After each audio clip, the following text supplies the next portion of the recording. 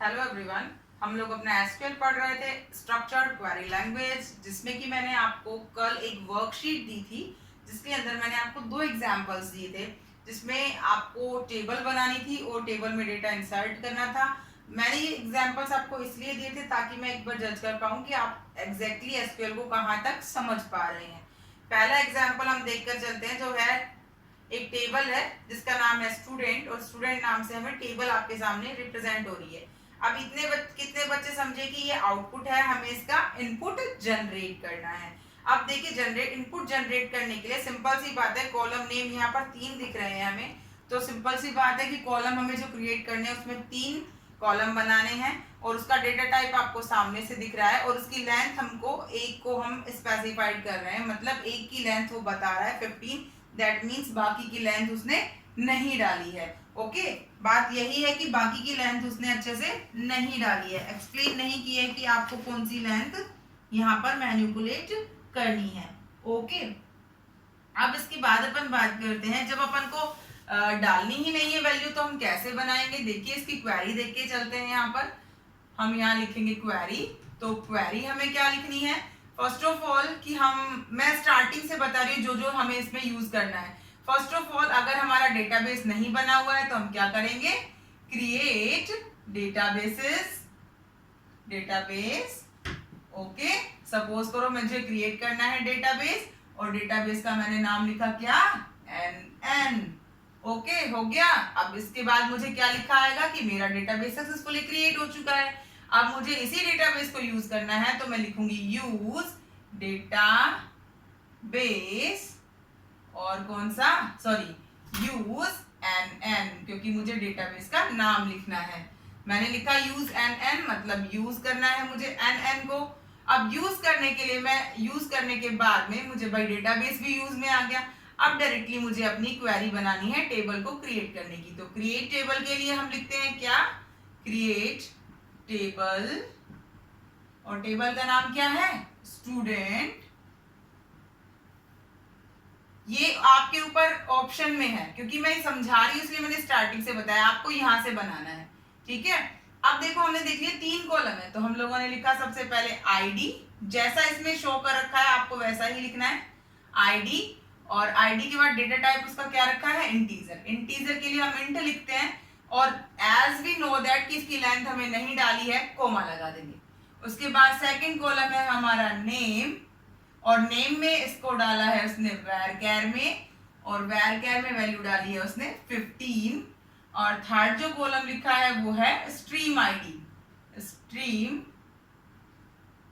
ID, और जो है इंटीजर की फॉर्मेशन में है और इसके अंदर भी कोई भी वैल्यू उसने नहीं डाली है। ये हो गया हमारा टेबल को क्रिएट करना। ओके, मतलब अगर हमें ये आउटपुट देखना है और उस आउटपुट का इनपुट लेना है तो इनपुट किस फॉर्मेशन में दिखेगा, हमारा इस फॉर्मेशन में दिखेगा। ठीक है, इस फॉर्मेशन में हम इसके इनपुट को क्रिएट कर लेंगे। अब हम जैसा कि अपना सेकंड क्वेश्चन देखते हैं कि अच्छा, एक और बात कि अगर हम लोगों ने सपोज करो कि हमने ये लिख लिया और हम लोग इसका डिस्क्रिप्शन देखना चाहते हैं, तो हम क्या लिखते, कौन सी टेबल का वो लिखते थे, कौन सी क्वेरी, DESC और टेबल का नेम स्टूडेंट, तो हमें क्या दिखता, हमें ये दिखता। क्लियर हो गई बात। अब इसके बाद हम अपना सेकंड एग्जाम्पल देखते हैं जो कि मैंने आपको दिया था करने के लिए। वो देखते हैं कौन सा एग्जाम्पल दिया था मैंने, उसमें मैंने वैल्यू इंसर्ट कराई थी आपसे, राइट, यही कराया था ना, वैल्यू इंसर्ट कराई थी। तो हम अपना एग्जाम्पल देखकर चलते हैं।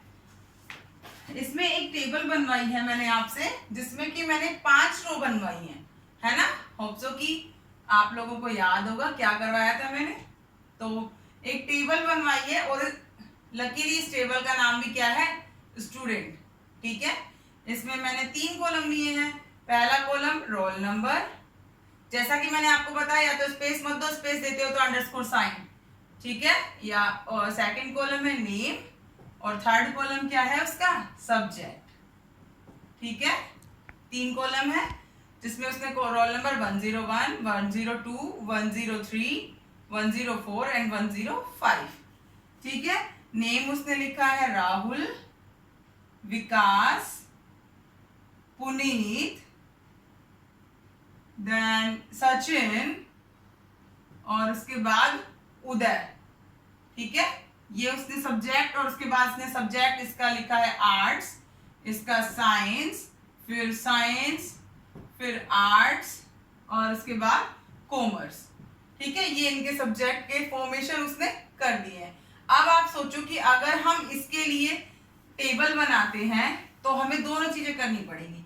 अगर सिर्फ इंसर्शन पूछा है तो इंसर्शन करना होगा। हम दोनों चीजें करके चलते हैं। हम लोगों ने ऑलरेडी देखो डेटाबेस बना दिया था, तो अगर सोचो कि हमें ऑलरेडी बने हुए डेटाबेस को यूज करने के लिए, तो हम क्या लिखेंगे, शो डेटाबेसेस।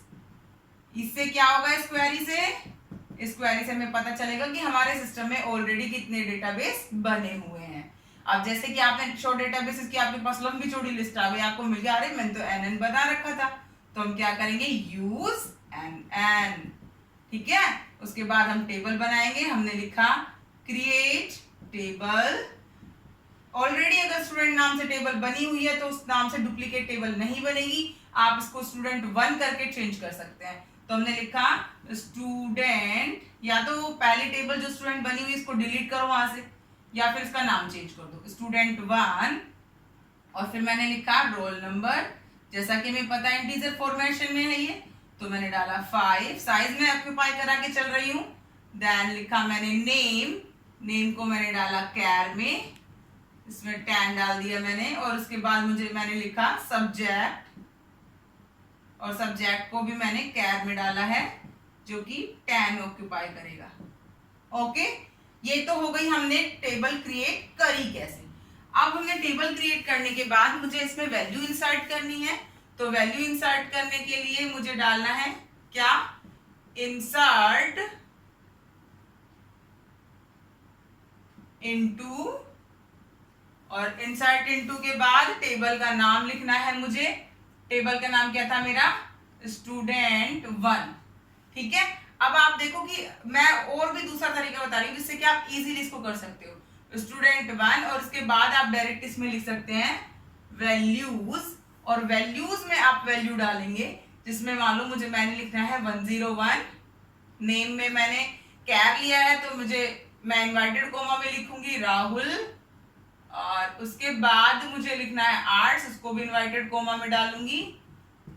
ये हो गया हमारा काम। इसका क्या मतलब, इसका क्या रोल होगा, इसका रोल होगा कि आप इसमें इजीली वैल्यू इंसर्ट कर सकते हैं, या फिर जो मैंने दूसरा तरीका बताया था उसमें क्या करना है आपको, यहाँ पर आप लिखेंगे पहले कॉलम का नाम जो कि था हमारा रोल नंबर, और ऐसे तीनों कॉलम के नाम डाल देंगे और यहाँ लिखेंगे वैल्यूज।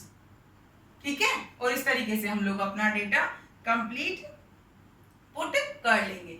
इसी तरीके से जैसे ये तो हमारी फर्स्ट रो क्रिएट हो गई, इसी तरीके से जितनी बार 5 बार रो लिखनी है तो इसी क्वेरी को वापस से रिपीट करना पड़ेगा, सिर्फ वैल्यूज यहाँ पर चेंज हो जाएगी। ये वर्कशीट आपकी कंप्लीट हो चुकी है। अगर इस वर्कशीट में किसी को कोई समस्या है तो मुझसे पूछें, हैंड टू हैंड को कंप्लीट करते चलें। Thank you.